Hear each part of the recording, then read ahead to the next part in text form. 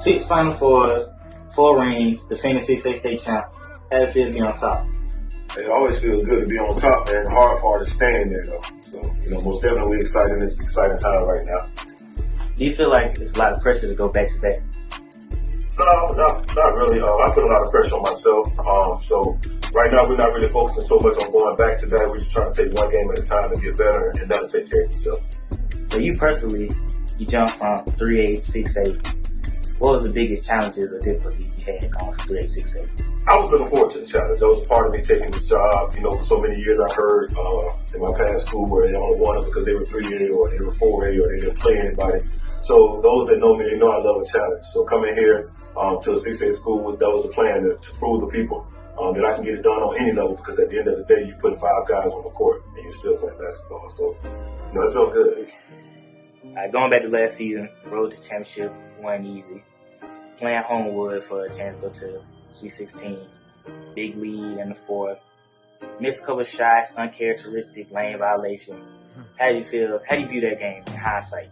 Well, I knew going into the game, I played Homewood in the past, and I knew they were going to be tough. I had scouted them, and Coach Shep does a good job. So coming in, it was funny. They walked in, they had the biggest student section than we did. You know what I mean? And I know those guys in that program, they weren't going to ever give up.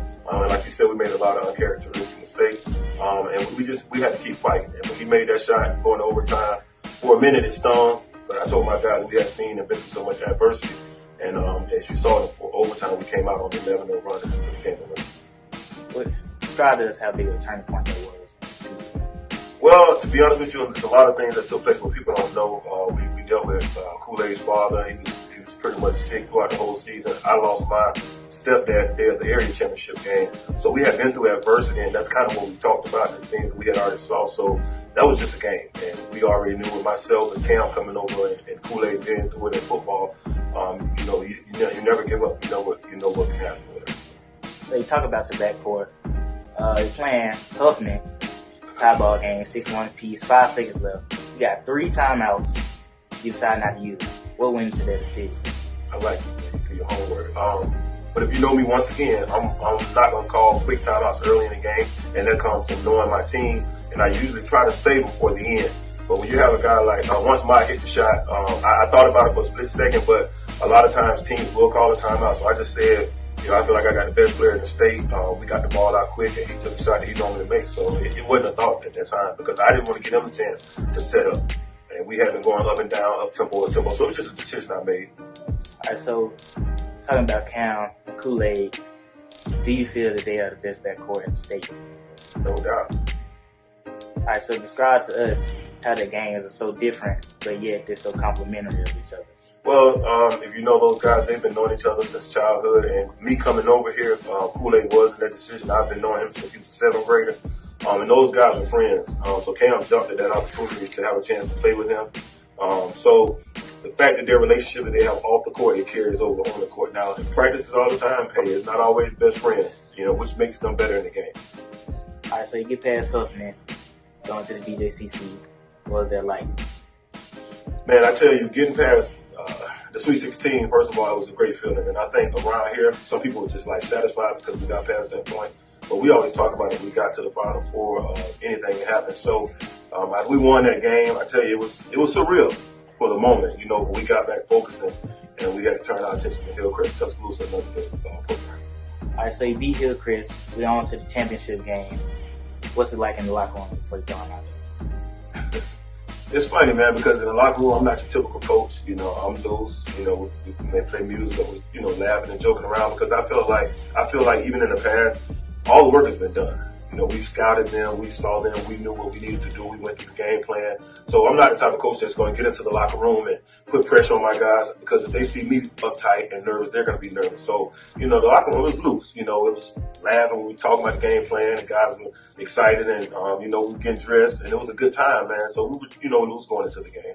We knew what we had to do. Well, some people may think that to go back to back, to do exactly what you did last season, but we both know each team different. Each season comes with different challenges. So what are your approach? Do you look to keep the same, but also what do you look to change from season to season? Well, the bulk of what we do will remain the same. You know, we're going to defend. We're going to get out on in transition. But I think some things that will change. Where we normally have maybe like a 2 or 3 guard set, we're actually going to go with a 4 guard set, and with the addition of Cam Scott, he can kind of play that stretch 4 position. So, like I said, I think it'll look different from the standpoint of having a rim protector now with Austin and Cam versus just kind of grinding it out with Jordan and Horace. But you know, like you said, it does change a little with adding Joseph into the lineup and Densmore coming back now. I like to think that we'll be a lot more better in that area. You know, you're looking at basically 4 point guards on the floor at one time versus 2 last year. So what are you looking forward to most this season, whether it be on the court or off the court? Well, the grind, you know, the day-to-day, see how these guys handle adversity. Definitely looking forward to that. You know, Joseph James, he's had a great offseason, and he's been working. I think he's going to complement those guys well.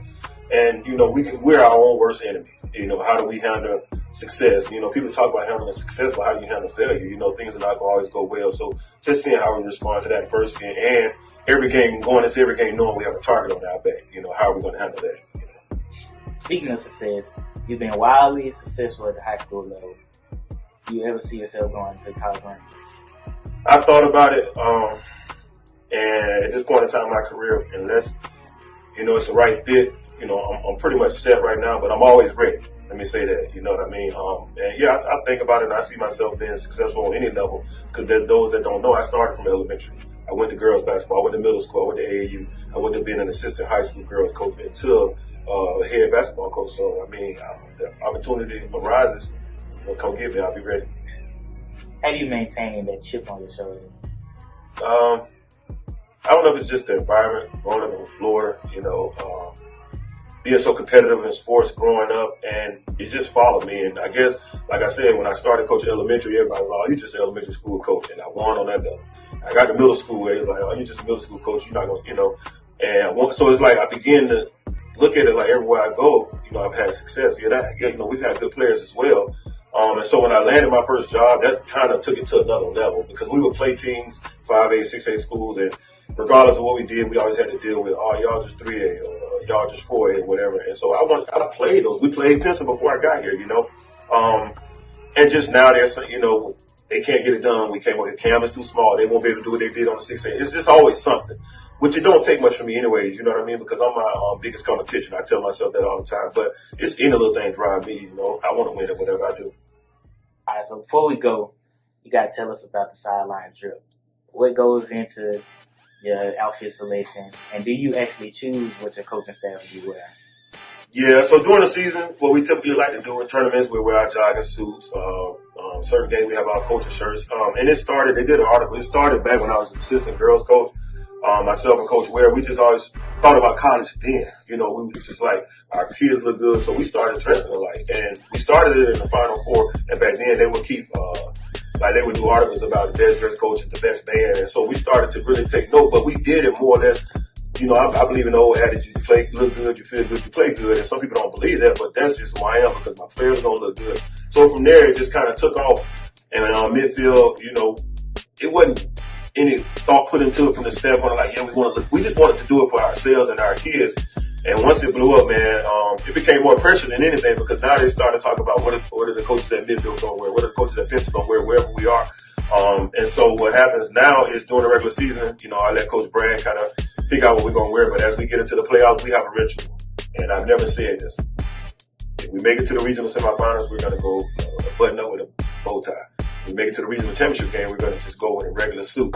And then from there, we have a limited amount of time. So we go out and we go shopping, but it's not like we've already had it planned. A lot of this stuff is done on the whim. And it just comes out like that.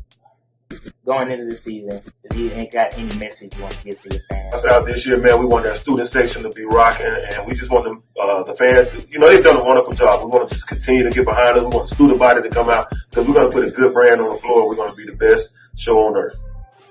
Appreciate it. Thank you.